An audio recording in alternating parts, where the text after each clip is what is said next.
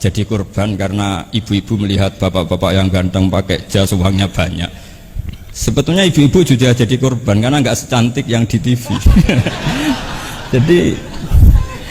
jadi ini penting saya ketahui. Begitu juga melihat Real Madrid misalnya. Kita ini kalau ngidolakan pemain lokal, kan datangkan pelatih, ngelatih itu mahal, bikin stadion mahal, mendingan ngidolakan yang sudah jadi.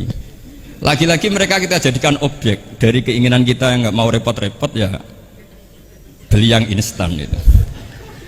Jadi ini mungkin yang saya beda dengan beliau. Saya ini sering ketemu para dokter, para profesor di Jogja. Bahkan saya bikin komunitas grup diskusi kematian. Itu profesor-profesor yang mau mati itu sering diskusi sama saya. Kenapa ini penting? Karena mereka bilang gini, Pak Bahak, dunia ini pasti kita tinggalkan saja, perumusnya banyak. Masa kematian yang kita songsong nggak ada perumusnya gitu. Makanya kita bikin tim perumus kematian. Terus saya bilang ini bedanya profesor sama intelektual. Kalau intelektual itu diskusikan yang profan, dunia itu profan, nanti habis. Kalau kematian itu abadi. Maka untuk orang jadi profesor sarannya harus tahu tentang kematian. Dari provokasi ini banyak teman-teman diskusi kematian ini.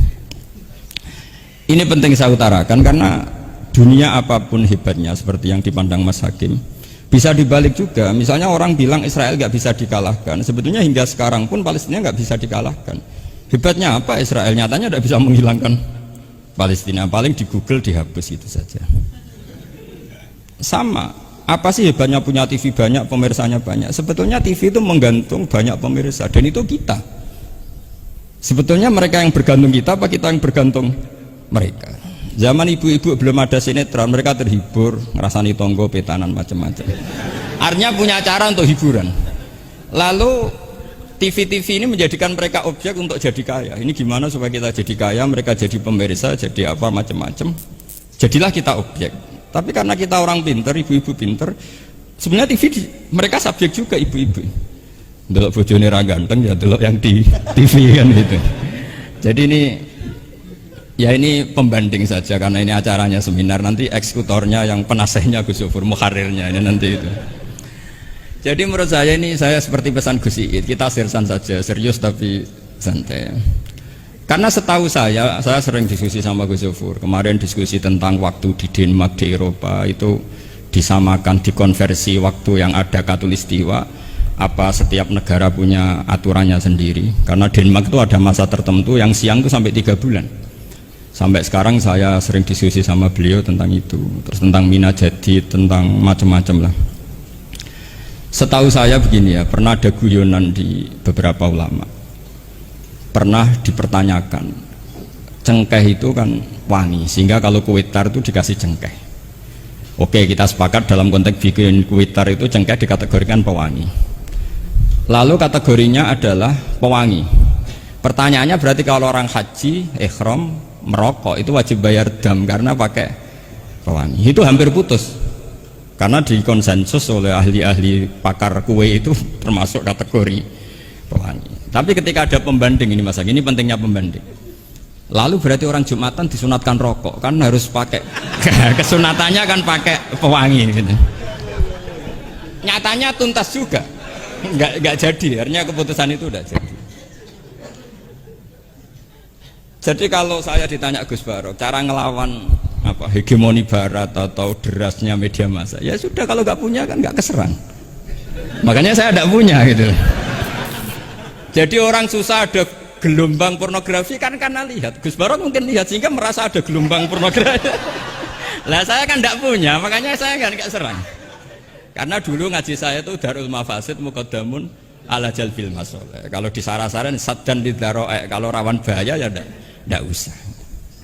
Ya saya kira gitu, kira-kira alasan saya kan. Selain mungkin saya tidak kuat beli Gus Barok, tapi kan tidak pantas saya termasuk orang yang dianggap keren terus nggak kelar itu, tidak mampu beli.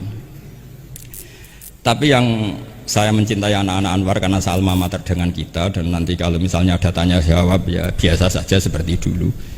Anda tidak harus yakin saya benar, meskipun Anda jangan yakin pendapat Anda benar. Tapi masalah media memang mulai dulu Banu Tamim itu pernah juga datang ke Rasulullah bilang innamat hanazinun wa dhammanasyainun, itu masyhur. Ya Muhammad, kita ini iman tanpa dijajah Anda. Kita iman karena bukan kalah perang. Dan kita komunitas yang besar. Sehingga perlakukan kami dengan khusus. Karena sekali saya muji Anda, maka pujian kita adalah menjadi zainun laka. Menjadi hiasan, menjadi pencitraan yang bagus bagi Anda. Wa inna zamana syainun, sekali kita mengkritik kamu, maka kamu dalam bahaya. Syainun, maka kamu akan hina. Apa jawab Rasulullah? Enak saja Nabi jawabnya. Zaka Allah. Kita ini orang iman. Kalau dikritik media ya tenang saja, yang penting intawah benar. Nah mungkin saya latihan di makom itu sehingga saya itu sama media biasa saja. Istri saya lihat sinetron, setahu saya gitu, bersumpek gitu, delok dunia gitu, hiburan delok sinetron. Ini sebenarnya kita subjek apa objek?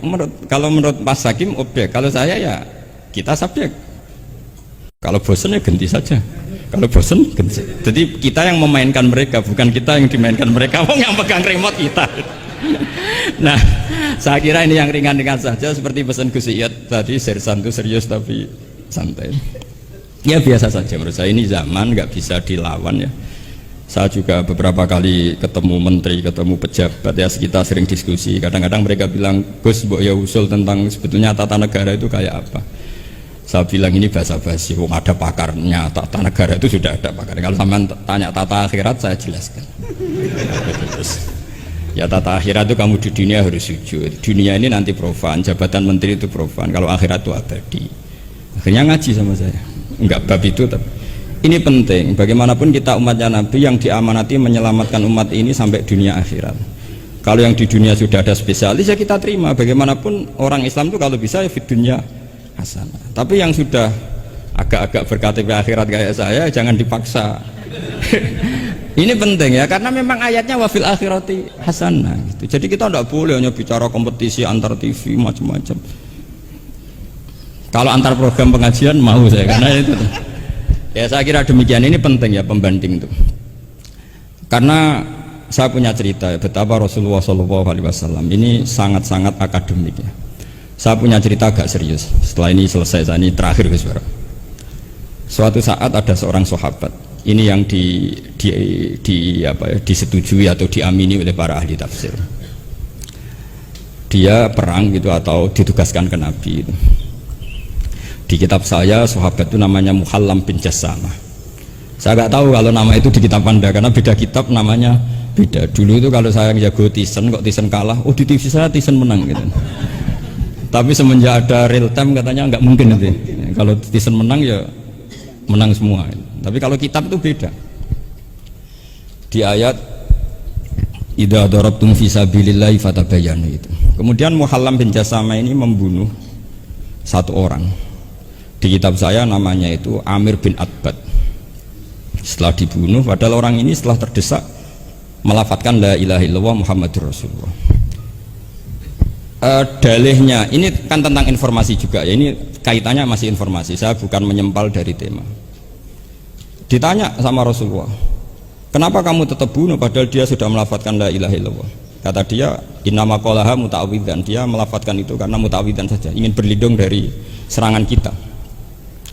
Kata Nabi masih ya Nabi itu kan nggak mudah terpancing emosi. Halla syaqaqta an batnik, mbok kamu bedal ya, atau kamu bedah lah hatinya isinya kayak apa.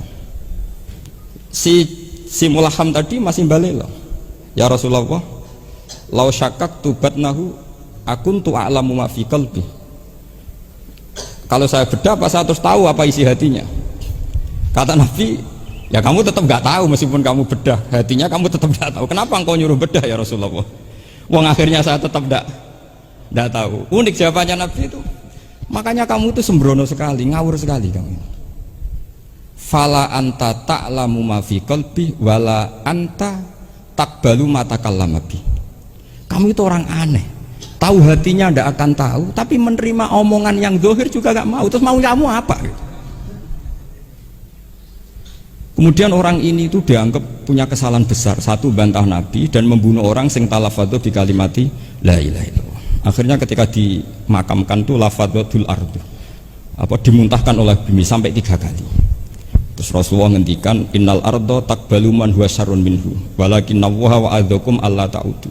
Sebetulnya bumi itu sering menampung orang yang lebih jelek ketimbang dia. Kita tahu dulu bumi yang nangkung Namrud macam-macam lah, Abu Jahal, Abu Lahab. Tapi kenapa ini jadi begini, nggak diterima bumi? Karena Allah wa'adzakum alla ta'udu. Allah memberi nasihat supaya kamu tidak mengulang. Artinya begini teman-teman santri ya, dalam menerima informasi itu ada hal-hal yang butuh kita sikapi. Ada yang enggak misalnya gini. Masalah talafut bi kalimati syahadat, bi kalimatai syahadat. Itu siapapun yang melafadzkan harus kita terima karena ini kalimat sakral. Bahkan ketika terdesak, yaitu masyhur itu dalam cerita sebagian kitab, Usama bin Zaid itu pernah membunuh orang padahal sudah talafadhu bi syahadatin. Itu sama Nabi disalah-salahkan. Padahal kata Usama, tapi dia sudah memotong tangan kita, kaki kita. Masa pas kita punya kesempatan tidak boleh bunuh ya Rasulullah? Kata Rasulullah tetap saja ngendikan kaifa tasna'u bila ilahil wahida ja'at yaumal qiyamah. Terus begitu. Nah ini kalau dalam ilmu tafsir atau ilmu hadis disebut kebenaran absolutisme. Sehingga ada hadis mangqala la ilaha illallah dakhalal jannah wa in zana wa in sarqa. Kalau di bab fikih informasi itu bisa kita terima kalau mukhbirnya itu adil, datanya valid. Tapi khusus kalimat syahadat itu tidak, wa in zana wa in sarqa harus kita terima. Sehingga kita tidak pernah mengkafirkan orang fasik. Misalnya lonte ditanya Tuhan siapa, ya Allah. Rektor Al-Azhar jawabnya ya Allah. Ketua MUI ya jawabnya ya. Jangan karena misalnya copet bilang Tuhan itu Allah, terus MUI bilang, wah saya tak jawab yang lain lah, nanti sama gitu. Nah, saya pernah ditanya sama dosen di Jogja, Pak Bahak, kenapa ada kata wa in zana wa in saroko? Kesannya itu Islam membolehkan zina. Terus saya bilang, ini contoh absolutisme kebenaran. Jadi kalau kebenaran itu absolut, kita terima dari siapa saja. Tukang becak ngomong tambah 2 tambah 2 ya 4. Lonte bilang 4, pakar matematika 4, rektor UGM nanti ya bilang 4. Sama. La ilaha illallah itu kalimat yang absolut. Sehingga di TV misalnya, apapun TV Yahudi atau TV Nasrani, kalau programnya itu benar menerangkan kebenaran, meskipun mereka niatnya bisnis, tapi kalau kalimat itu kalimat yang benar ya mau tidak mau kita terima. Terus kedua, ada informasi yang kita sikapi dalam suasana genting.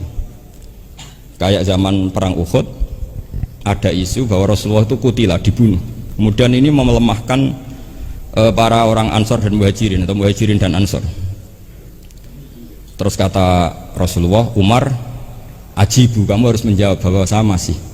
Akhirnya Umar berteriak keras bahwa Rasulullah itu masih hidup. Ini contoh-contoh informasi yang secepatnya harus dijawab. Terus ketiga, informasi yang nggak penting dijawab karena memang sudah hoax, sudah sampah.